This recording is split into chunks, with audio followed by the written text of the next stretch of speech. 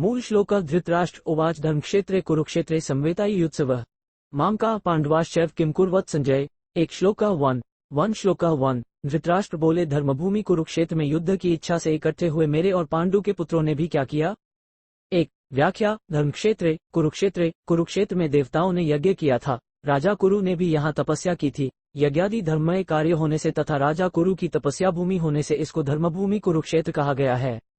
यहाँ धर्मक्षेत्रे और कुरुक्षेत्रे पदों में क्षेत्र शब्द देने में धृतराष्ट्र का अभिप्राय है कि यह अपनी कुरुवंशियों की भूमि है। ये केवल लड़ाई की भूमि ही नहीं है, प्रत्युत तीर्थ भूमि भी है, जिसमें प्राणी जीते जी पवित्र कर्म करके अपना कल्याण कर सकते हैं। इस तरह लौकिक और पालौकिक सब तरह का लाभ हो जाए, ऐसा विचार करके एवं श्रेष्ठ पुरुषों की सम्मति लेकर ही युद्ध के लिए ये भूमि चुनी गई है। संसार में प्रायः 3 बातों को लेकर लड़ाई होती है, भूमि, धन और स्त्री।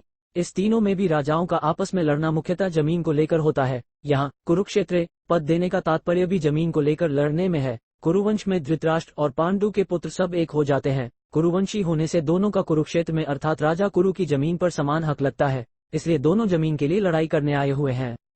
यद्यपि अपनी भूमि होने के कारण दोनों के लिए कुरुक्षेत्र पद देना युक्तिसंगत न्यायसंगत है, तथापि हमारी सनातन वैदिक संस्कृति ऐसी विलक्षण है कि कोई भी कार्य करना होता है तो वह धर्म को सामने रखकर ही होता है। युद्ध जैसा कार्य भी धर्मभूमि तीर्थभूमि में ही करते हैं, जिससे युद्ध में मरने वालों का उद्धार हो जाए, कल्याण हो जाए। अतः यहाँ कुरुक्षेत्र के साथ धर्मक्षेत्र पद आया है।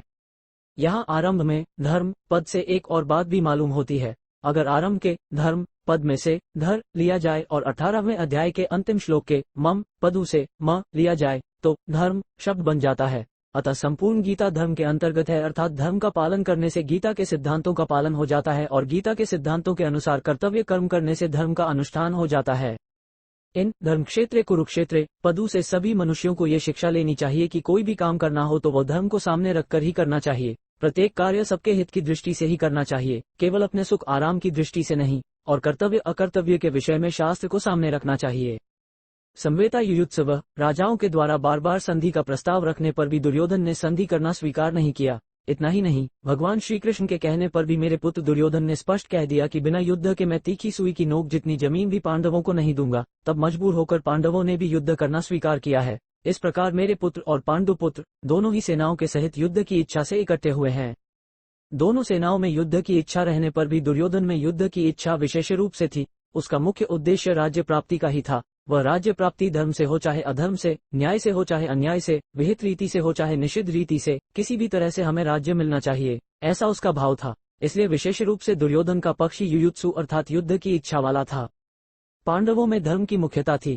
उनका ऐसा भाव था कि हम चाहे जैसा जीवन निर्वाह कर लेंगे, पर अपने धर्म में बाधा नहीं आने देंगे, धर्म के विरुद्ध नहीं चलेंगे।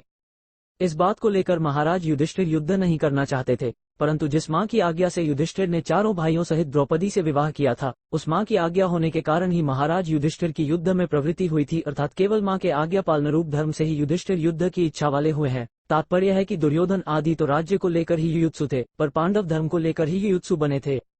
मामका पांडवाश्चैव, पांडव धृतराष्ट्र को पिता के समान समझते थे और उनकी आज्ञा का पालन करते थे। धृतराष्ट्र के द्वारा अनुचित आज्ञा देने पर भी पांडव उचित अनुचित का विचार न करके उनकी आज्ञा का पालन करते थे। अतः यहाँ माम का पद के अंतर्गत कौरव और पांडव दोनों आ जाते हैं। फिर भी पांडवा पद अलग देने का तात्पर्य है कि धृतराष्ट्र का अपने पुत्रों में तथा पांडु पुत्रों में समान भाव नहीं था।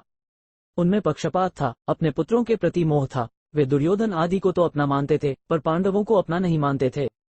इस कारण उन्होंने अपने पुत्रों के लिए मामका और पांडु पुत्रों के लिए पांडवा पद का प्रयोग किया है, क्योंकि जो भाव भीतर होते हैं वे ही प्रायः वाणी से बाहर निकलते हैं।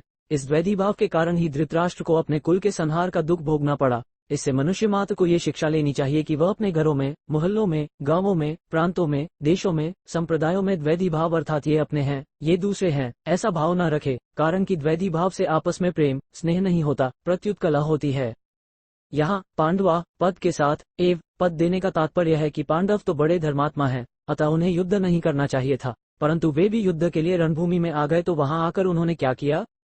मामका और पांडवा श्लोक से 13वें श्लोक तक देंगे कि आपके पुत्र दुर्योधन ने पांडवों की सेना को देखकर द्रोणाचार्य के मन में पांडवों के प्रति द्वेष पैदा करने के लिए उनके पास जाकर पांडवों के मुख्य सेनापतियों के नाम लिए।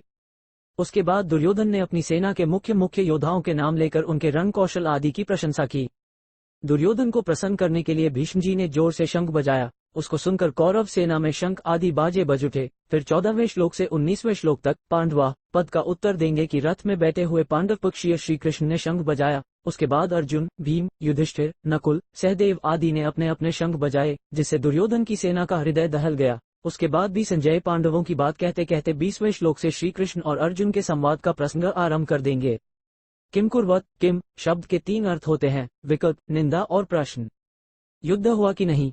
इस तरह का विकल्प तो यहाँ लिया नहीं जा सकता, क्योंकि 10 दिन तक युद्ध हो चुका है और भीष्म जी को रथ से गिरा देने के बाद संजय हस्तिनापुर आकर धृतराष्ट्र को वहां की घटना सुना रहे हैं। मेरे और पांडु के पुत्रों ने यह क्या किया, जो कि युद्ध कर बैठे, उनको युद्ध नहीं करना चाहिए था। ऐसी निंदा या आक्षेप भी यहाँ नहीं लिया जा सकता, क्योंकि युद्ध तो चल ही रहा था और धृतराष्ट्र के भीतर भी आक्षेपपूर्वक पूछने का भाव नहीं था।